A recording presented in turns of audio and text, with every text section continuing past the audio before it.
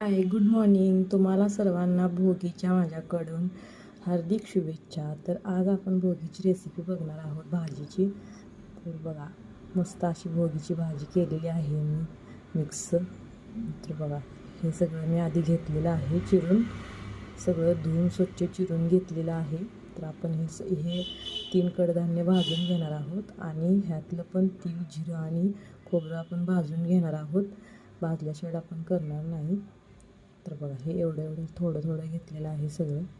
तर सगळ्यात पहिले तरी आपण तीळ भाजून घेऊया. तर तीळ आणि जिरा आपण एकत्र भाजून घेऊया. तीळ तडतड उडायला लागले की आपण काढून घ्यायची, जास्त वेळ नाही. आणि खोबरं पण असं लालसर भाजून घेऊया. खोबरं पण आपलं भाजून झालेलं आहे. त्यानंतर आपण हरभरे भाजून घेऊया. भाजले की लवकर शिजतात. बघा, हे पण असे भाजून झालेले आहे. त्यानंतर हा पावटा भाजायला घेतला, वाटाणा भाजून घेतल्या. त्यानंतर आपण ह्याचं वाटण करून घेणार आहोत. तर बघा, ह्याचं वाटण एकदम बारीक वाटण करून घ्यायचं, जेणेकरून ते आपल्या ह्याला लागलं नाही पाहिजे. तर तेल टाकून घेतलं. त्यानंतर कांदा भाजून घेतलेला आहे, लई करपवायचा नाही, थोडाच भाजून घ्यायचा. त्यानंतर बारीक केलेलं वाटण टाकून घ्यायचं. वाटण चांगलं असं हलवून परतवून घ्यायचं. त्यानंतर 2 चमचे चटणी घालून घ्यायची, आपली घरचा मसाला.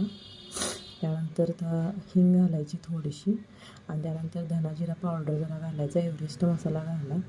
आणि त्यानंतर त्यानंतर हे सगळं भाजून घेऊया. मसाला भाजून घ्यायचं 5 मिनटं तरी, म्हणजे त्याला तेल सुटेपर्यंत भाजून घ्या. भाजून घेतल्यानंतर बघा, असं काहीसं त्याला तेल सुटते. त्यानंतर हे ते पाणी ठेवून घ्यायचं थोडं प्लेटवर. तेच पाणी त्यात ओतायचं, म्हणजे छान अशी त्याला चव येते. बघा कसं तेल सुटलेलं आहे मंडळी. तर माझी रेसिपी आवडली तर मला नक्की लाईक, शेअर, सबस्क्राईब करा व्हिडिओला. तुम्हाला अशाच छान छान रेसिपी बघायला मिळतील. तर हे आधी 3 आपण कडधान्य घालून घेणार आहोत. हे 5 मिनटं आपण शिजवून घेणार आहोत. ह्यात गरम पाणी घालायचं, गार पाणी घालायचं नाही. गरम पाण्यानं कोणतीही भाजी असो, आमटी असो, चव चांगली येते. तर मी ह्यात गरम पाणी घातलेलं आहे. तर आपण हे आधी शिजवून घेणार आहोत, कारण वांगं लगेच शिजतं, बाकीच्या भाज्या लगेच. आणि नंतर हे भाज्या घालून घ्यायच्या राहिलेल्या, गाजर वगैरे सगळं, हे पावटा, गाजर वगैरे. तर त्यानंतर बघा, आपण हे सगळं एकजीव हलवून घेणार आहोत आणि हे झालं. तर बघा, मस्त अशी भाजी झालेली आहे. माझा व्हिडिओ आवडला असेल, रेसिपी आवडली असेल, नक्की चॅनलला लाईक, शेअर, सबस्क्राईब करा. भेटूया पुढच्या ब्लॉगमध्ये अशाच छान छान रेसिपीसाठी.